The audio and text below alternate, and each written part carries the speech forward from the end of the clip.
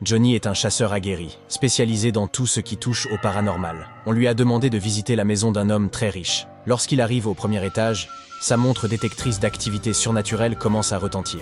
Sa montre ne ment jamais. Il sait donc qu'il doit y avoir une créature de cauchemar à proximité. Devant lui se trouvent trois portes. En les regardant simplement, pourriez-vous deviner derrière laquelle se cache le fantôme ?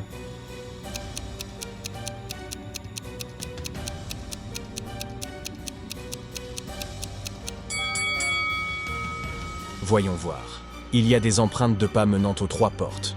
Mais les traces de pas menant à la porte B sont inégales. Ce pourrait donc être le fantôme qui essaye de tromper Johnny. Il entre dans la pièce et tombe sur un loup-garou. Aïe! Après avoir survécu à cette rencontre, il enfourche sa moto et rentre chez lui. Mais lorsqu'il s'arrête à un feu rouge, sa montre paranormale se met à sonner de nouveau. Elle est encore plus sensible aux fantômes. Elle doit en avoir repéré un qui est tout près. Regardez l'image.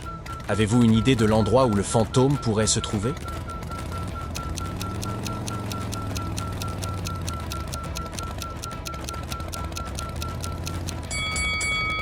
Il y a une femme debout à l'arrêt de bus, juste à côté du feu rouge.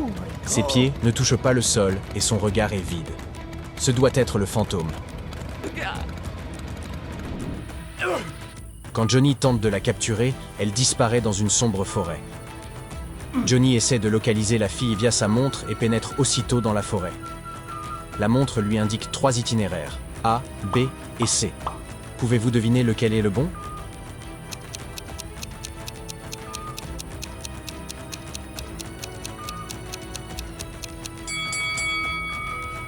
Seule la route B nous mènera à cette fille. Johnny suit l'itinéraire, mais cela le mène à une prairie avec différents arbres. Regardez cette image. Pouvez-vous deviner où se cache la fille, derrière l'arbre A ou l'arbre B ?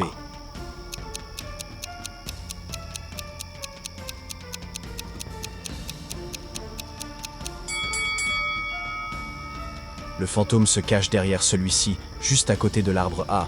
Si vous regardez attentivement l'ombre, sa forme est juste bizarre. Johnny utilise son piège à fantôme pour la capturer. Daniel et Jean-Luc sont détectives. Tôt le matin, ils reçoivent un appel urgent d'un de leurs clients, les implorant de venir sur le champ.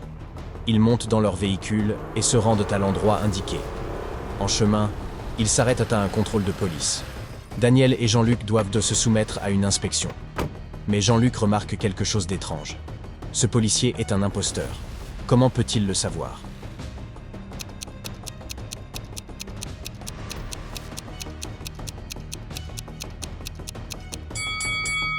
Ce policier porte une chemise déchirée, mais ce n'était pas le vrai problème. Son insigne indique « Police municipale ». Avec des fautes partout, il y a des limites à ne pas dépasser. 3 véhicules se disputent un prix de 20 000 €. Ils roulent sur une route dangereuse, et chacun d'eux a ses propres obstacles à surmonter. Regardez l'image. Quel véhicule a le plus de chances de gagner la course ?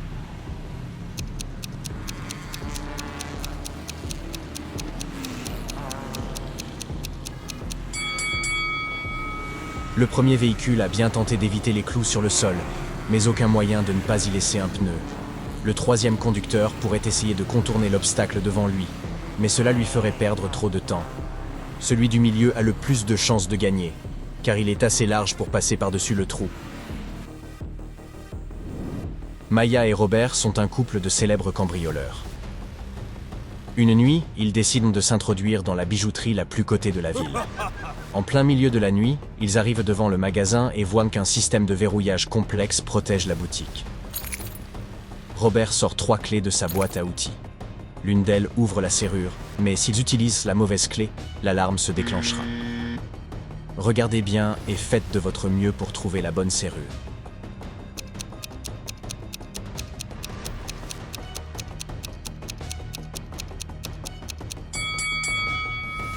La 2e clé est la bonne. Si vous regardez bien, la ligne du bas manque dans la 3e clé. Et la première ne rentrera même pas dans la serrure, car la partie inférieure est inversée.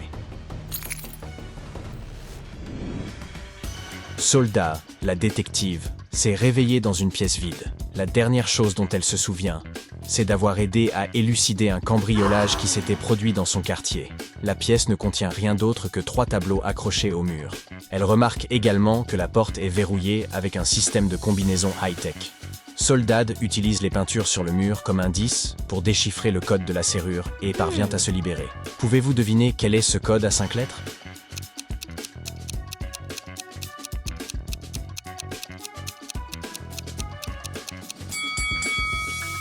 Le code est GLACE.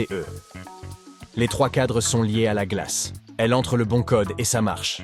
La voici libre. Yes! Monique, Dominique et Véronique sont sœurs. Leur père leur dit qu'il doit décider qui sera l'héritière de la plus grande somme d'argent qu'il laissera derrière lui.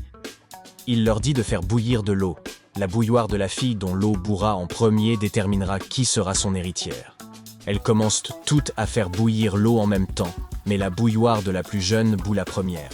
Pourquoi ?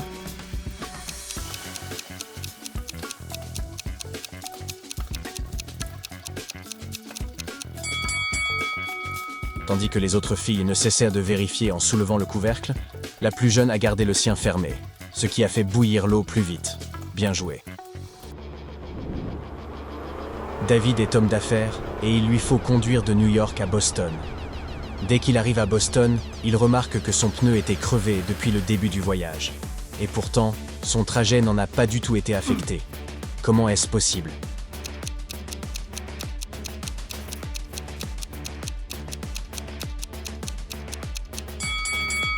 Le pneu crevé était celui de sa roue de secours. Marie et Anna ont grandi dans une famille moyenne en banlieue. Après avoir obtenu leur diplôme, elles ont toutes deux déménagé à New York pour poursuivre le job de leurs rêves. Mais tandis que Marie a connu un grand succès dans sa carrière et a gagné beaucoup d'argent, ça n'a pas été le cas d'Anna. Si bien qu'aujourd'hui, Marie est blindée et Anna est fauchée. Jetez un œil à ces deux filles dans leurs appartements respectifs. Pouvez-vous deviner qui est qui ?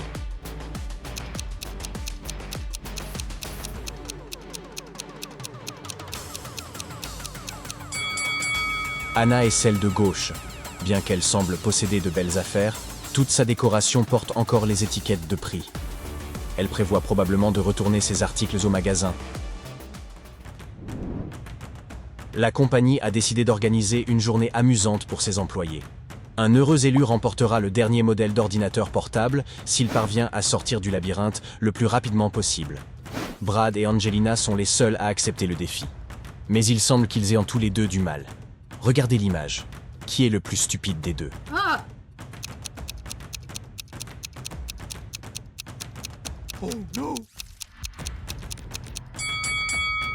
Eh bien, Brad a perdu ses lunettes et ne peut donc rien voir. C'est comme s'il essayait de traverser le labyrinthe les yeux bandés. Oh really? Quant à Angelina, elle doit juste retourner sa carte et tout ira bien pour elle. Oh my god. Jenny emménage en Australie. Ses valises sont prêtes et elle est prête à quitter la maison.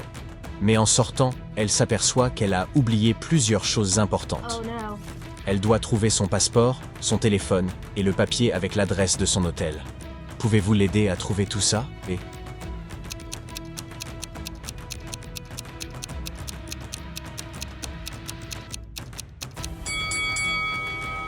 Jenny pourrait-elle être plus désordonnée ? Son téléphone est jeté par terre, à côté du canapé. La note est glissée entre quelques livres sur son étagère. Et son passeport se trouve à côté des pieds de la table, au milieu. Harry a une importante mission. C'est un jeune nouveau musicien et il a envoyé l'une de ses chansons originales à un producteur. Le producteur décide d'exploiter sa chanson sans lui donner le moindre crédit. Alors, Harry décide de pirater son ordinateur. Lorsqu'il accédait à son adresse IP, un code étrange apparaît. Harry doit déchiffrer le code pour s'introduire. Regardez. Pouvez-vous comprendre ce que signifie ce code ?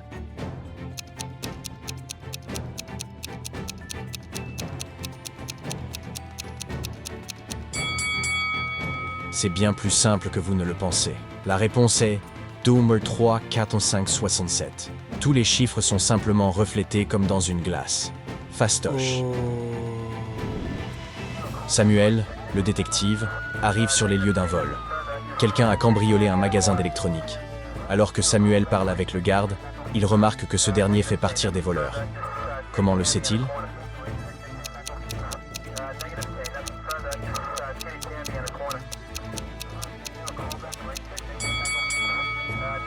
Le garde se tint à côté d'une vitrine brisée à la main. Et sa main est couverte de griffures et de pansements. Il a probablement profité de la situation et pris quelques objets pour lui.